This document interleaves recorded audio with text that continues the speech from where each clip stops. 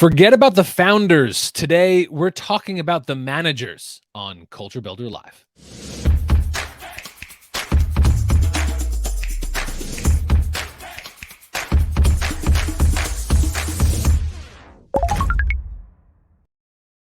Hey, I'm Chris Wink. I'm the CEO and co-founder of Technically, the news organization with a community of technology professionals. So, in the research on Great Resignation, scaling workplace culture, making diversity, equity, inclusion last, responding to market changes, time and time again, what shows up is what your managers are able to do. Uh, the press, we fixate too often, some might say, on founders and the vision or message they set, on CEOs and the leadership they enact. But turns out an organization depends a lot on how skills are transferred to the managers. So today we're going to be talking about being a better manager, specifically on technical engineering and the like, but not exclusively. And I'm doing that with Mike Saris, who's an engineering manager over at Tendo, which is a healthcare startup we know well, the healthcare platform. Mike, thanks for being here. My pleasure. Thank you for having me. That's a pleasure. So, Mike, this will be a silly comparison, but I think it's Napoleon writes that an army marches on its stomach, which was referencing the logistics of a military would require success. Not to make too grand a comparison, but I'm thinking that managers are those lieutenants of how an organization goes from nice idea to real impact. And I'm wondering, do you agree with that?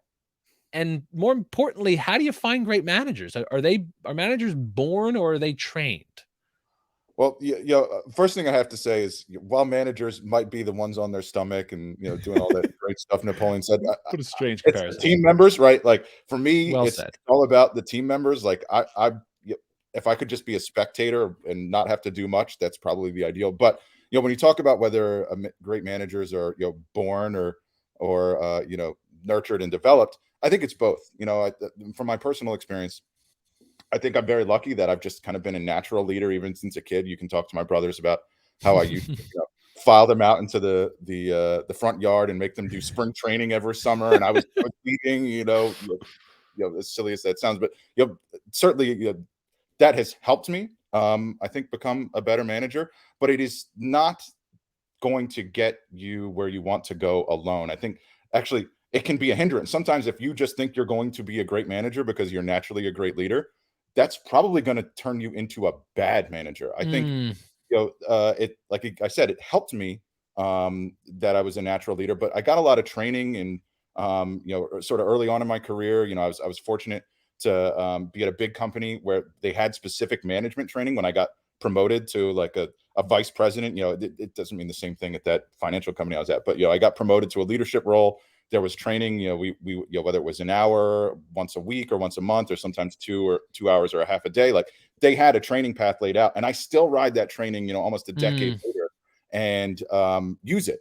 And there's a lot you need to do to keep that management skill sharpened and kind of check yourself as a natural leader, even if you are one. But it's not a precondition, right? You don't have to be born a leader. I think there's a lot that big companies do to foster leadership and train people. There's a lot you can do yourself to train yourself and foster the ability to lead and manage teams and do well. We'll come back here in a moment on the point of resources because you're hitting on something we want to highlight. But let's talk a moment more on the thing you alluded to, that folks who might see themselves as a leader might fall flat on their face. And I have to feel like there's a corollary of how many people who are very thoughtful, practiced, willing to understand organizational strategy and deploy it, who might shy away from management because they feel like they don't have some arbitrary or made up vision of what a stereotyped leader looks like. Maybe talk to me a little bit about, from what you've learned in your career now managing, do you have a way of seeing when someone has what it takes to become a great manager? Or are there signs you can look for? For me, the first sign is that someone says, "I want to be a manager." I think it's one of those things like you can't really go into it reluctantly because you have to give so much of yourself and you have to really want to manage and lead people to do it well. That when somebody tells me like, you know what, I would like to lead team. I'd like to foster leadership skills. That's the beginning of it. But the other thing I look for is maybe detachment's too strong of a word, but like less than full attachment to individual contribution as well. Because I think Mm, one thing that I still, even today, 3 years into formally being manager and, over a decade and being various sort of leadership roles, I still have that allure of like, oh, sometimes it would be nice to just go back to coding. But mhm. if you see somebody that is sort of naturally gravitating towards, I was talking to a team member just yesterday, what we call glue work. If someone is just naturally gravitating towards glue work that maybe, especially from a software engineering standpoint, isn't typically thought of as like the thing you get rewarded for, the thing that you get promoted for, but it has to be done for a team to be successful. I found myself you know attracted and performing that glue work just on my own naturally, just filling those gaps between all the different technical tasks we need to do. And when you see someone attracted to that glue work, being that sort of connective tissue, especially from a software engineer, that's the sort of person that I think you're starting to see, like, may just naturally raise their hand or should be sort of guided towards, hey, you've got management potential here. I think, we should explore that. Right. We have technically have done a fair bit of reporting as companies have done an important and good job clarifying or attempting to convey you can succeed at this organization as an individual contributor for the long term, which is tricky. That traditionally, the old, mid 20th century concept of the Peter principle developed for a reason, that we had few mechanisms to give people success, and so we just promoted them until they stalled out and became ineffective, and the only path upward was to become a manager. So everyone said, I guess I have to do that. And for a whole lot of reasons, shortage of technical skills and cultural change, we've gotten better at trying to say you only should be a manager if you want to be a manager, which is something you're hitting on. So maybe say a bit more about that. How do I know that I want to be a manager, or like when do I know, or when do I know a teammate of mine is saying it for the right reasons? Yeah. I presume it can't just be, oh, I want more money. I suspect that's probably going to be a straight way to fail. So say a little bit more about making sure we're getting people to do it for the right reasons. Yeah. So when I talk about that glue work, it's like, if you find that I'll speak in terms of software engineers. If you find yourself working a lot with product and just having a lot to say about what we're trying to build and what our vision should be for our product as a software engineer, or you think a lot about process. If you're someone that's like enamored with agile methodologies, and you almost find yourself um, either actively or passively becoming scrum master. Scrum master is one of those roles you have in agile that doesn't have to be the manager, but often is. But if you find yourself doing things like being scrum master, if you find yourself really enamored with recruiting, you really like doing interviews, you really like trying to get people to come join your team. What I'm saying here is the three P's, as my boss at Tendo puts it: people, process, and product. If you find Mm, yourself gravitating towards any of those three things as much or more than writing code, then you're probably somebody that is going to enjoy being a manager, because that's what it starts to be about. I don't write any code anymore. I'm constantly thinking about how do we improve our people or get other good people to join the team. How do we have a good process? If we don't, how do I figure out how to improve that process? And product, what are we doing? Do I agree with our product vision, or do I want to work with product managers to improve that product vision or double down on something? the three P's are quite helpful. So many of these themes are universal across management types and industries, but I want to zero in at least for a moment on engineering managers specifically, given your title and your experience and technically zone readership. And one of the interesting elements that comes out of the reporting here is, as we have seen a flood of private market business investing, and we've seen a flood of increase in hyper growth companies, the need for managers, particularly engineering managers, is rapidly growing, just like the software development space that we've reported on for years. So engineering managers are short in short supply.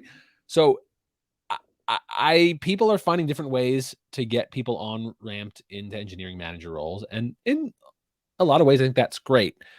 A constant debate is how technical do you have to be an engineering manager? There are corollaries in lots of other industries, design, even in HR, other industries. How technical do you have to be a manager? This is a deeply philosophical and controversial debate, but I wonder if you could give me your take. How technical do you have to be an engineering manager? Well, yeah, I'm going to sound maybe a little bit like a broken record because I talked about how, it's not a precondition to be a natural leader, to be a manager. And I'm going to say similar thing. It's not necessarily a precondition to be a software engineer before you can be an engineering manager, but I think it helps a lot.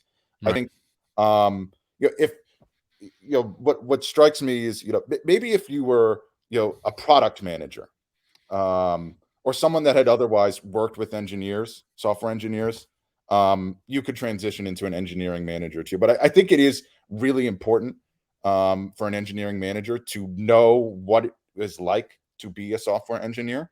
I think you're going to have a hard time really connecting with, your team members if you haven't been a software engineer in the past. And maybe I'm a little bit biased, but I think software engineers are really good at seeing BS and, kind of cutting core matters. So if like they can't relate to you, they're probably just going to shut you out. And I think key to being able to relate to software engineers as a manager is having been one or having worked a ton with software engineers in some capacity. So I think I come down fairly strongly on, to be an engineering manager, it's almost a requirement to have been a software engineer in the past, or at least, to be a good engineering manager, you want to really be able to empathize and relate to software engineers. And sometimes that means having to either be a software engineer yourself in the past or having worked a lot with software engineers in the past. And I will note to some friends on LinkedIn who are dropping comments. I know we're having some technical challenges on the LinkedIn Live. We're working on it, and warning, heads up that this will end up on YouTube, and the full recap video will be there. So some folks who are having trouble with the video, we will get to the full video. Small programming note. No, Mike, that makes sense. And I should note the research backs you up. There's a fair bit of research that conveys great managers, people who are highly ranked in their office settings, typically do have some subject matter expertise, but it's not a requirement. As you noted, you can overcome it, but it sure gives you an advantage. Great managers tend to be able to succeed in almost any environment when they're really great and they're students of being a great team leader, but you have to be really great to overcome it. If you have natural sympathy and empathy for people who are in specific roles, which you tend to do if you know the bullshit you deal with a whole bunch of bug requests or whatever coming in, you're gonna be better served at that, but you don't have to. And that, I think, is probably the crucial point. Mike, we're coming up on time, so just something that I one of the reasons you're in this interview, and I so appreciate about your perspective, is recognizing this is a constant learning environment. So maybe share what are some resources or even perspectives you take into recognizing you always have to work at becoming a better manager. What resources are you looking to develop your own skills? Yeah. So, I'll hark back to, the training I got, when you are offered management training, take it. And, I actually like refresh myself. There's this thing I learned called the AIM framework, for giving feedback, making sure there's specific action, specific impact and measurement. Like I will still look back at the material that I got almost a decade ago about the AIM framework. So lean on the resources that you already got from training, or you'll take training, when your company is offering it.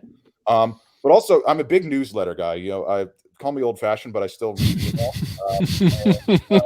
So I'll give you a plug. Technically, the various Love it. emails I receive from Technically on a daily, Not paid to say this. not paid at all. Not paid at all. Seriously, Technically, either what you guys write yourselves or what you point to. I think the Culture Builder newsletter that just last month it pointed me to this 25 micro habits of high impact engineers. I think it comes from First Round. Whether it's Technically or other engineering focused or management focused, I think Harvard Business Review is a good old fashioned sort of case study, or a publisher of articles about management. I'm not big into reading books, so I find that just kind of having newsletters coming at me throughout the day or throughout the month or the week usually points me to some good stuff. Oh, Medium, if you can tune Medium to actually send you stuff that's worthwhile, you can get some really good stuff that you can take in bite-sized chunks without having to spend hours at a training or anything if you don't have time for that. So newsletters and tuning those newsletters to give you content that really speaks to you is what I use to keep my skills sharpened in between training. Mike, the bigger point you're making there is you don't get to manager and say, okay, I'm done. I've hit it. And we are in a cultural change now, of course, that there is nothing that doesn't require continuing education. Management is one of them. So, Mike, I love these themes that you've hit on, that managers can be trained if with intention, but it helps if you have some background that gets you there. But if you want to put the work in, you can do it. You just have to actually want to do it. Mike, Saris of Tendo, thank you so much for your time. It was a pleasure. Well, pleasure was all mine, Chris. Big fan of Technically. Thank you so much. You're too kind, and we really appreciate the work you're doing. Mike Saris of Tendo, that's this week's Culture Builder Live. As always, we'll have a recap in Culture Builder newsletter and on a Technically recap article. Thanks so much for your time. We'll see you next week. Bye. Bye, everybody.